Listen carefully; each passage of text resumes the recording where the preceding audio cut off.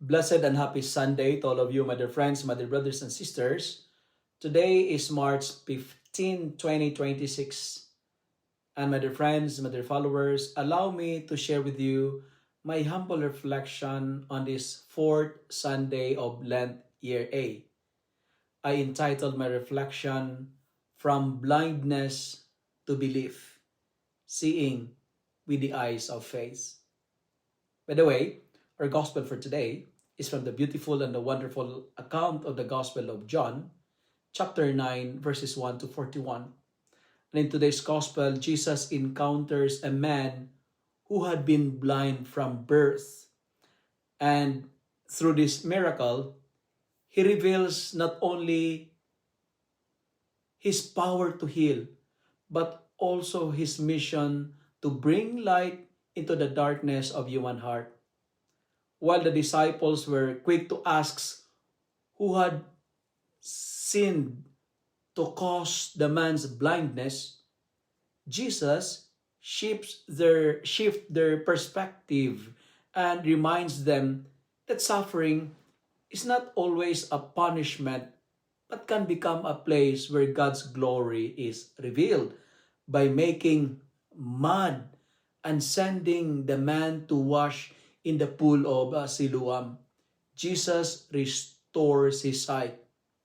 This simple yet powerful act reminds us that Christ is the light who enters our brokenness and transforms it into a testimony of grace. Often in life, we focus on blame and explanations, right? But Jesus invites us to see instead the possibility of healing and new beginnings.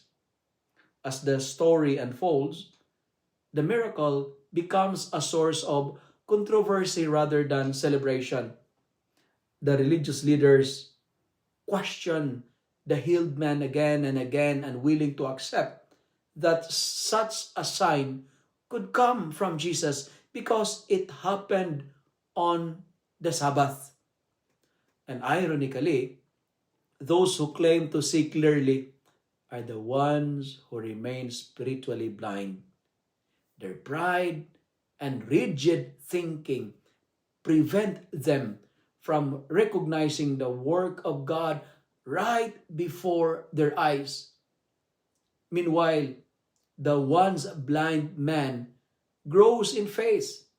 At first, he simply calls Jesus the man, then a prophet, and finally, he recognizes him as the Lord and worships him.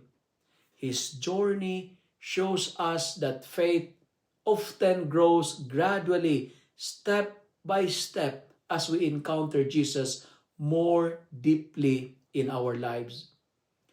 The gospel ends with a powerful message. True blindness is not the inability to see with our eyes, but the refusal to see with our hearts. The man who was once marginalized becomes a witness of faith, while those who believe themselves to be enlightened remain trapped in their pride. This story challenges us during our spiritual journey to ask ourselves, are we open to the light of Christ, or are we clinging to our own certainties? When we allow Jesus to touch our lives, He not only heals our wounds, but also opens our eyes to a new way of seeing.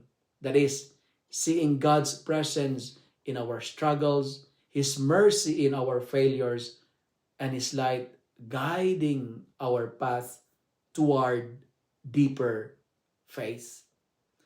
As a conclusion, let me propose 5 ways to walk in the light of Christ. First, open your eyes. Like the blind man in the gospel, we must first recognize our need for God. Season of Lent invites us to open our eyes to the areas of our lives where we are spiritually blind. Our pride, our judgments, and our indifference. And second proposal is this: trust the process. When Jesus placed mud on the man's eyes and told him to wash, it seemed unusual, hey? Yet the man obeyed. Walking in the light means trusting God even when His ways are not immediately clear. Third proposal: stand firm in faith. The healed man was questioned and challenged by others, yet he did not deny what Jesus had done for him. Following Christ, requires courage, especially when our faith is questioned. And the fourth proposal I would like to give is, let us grow in spiritual sight. The man's understanding of Jesus deepened step by step from seeing him as a man to a prophet and finally to the Lord. Our faith also grows gradually as we journey with Christ. And finally, worship the light. The story ends with the man encountering Jesus again and worshiping Him. The ultimate purpose of receiving God's light is to enter into a deeper relationship with Him in faith, gratitude, and praise. The friends, my brothers and sisters, when we allow Christ to enter our darkness, our blindness becomes a vision, our confusion becomes faith, and our lives become a testimony of God's light. If you love and like this reflection, kindly share it with your friends, share it with your family. Make the Word of God viral so that many will be blessed. Amen.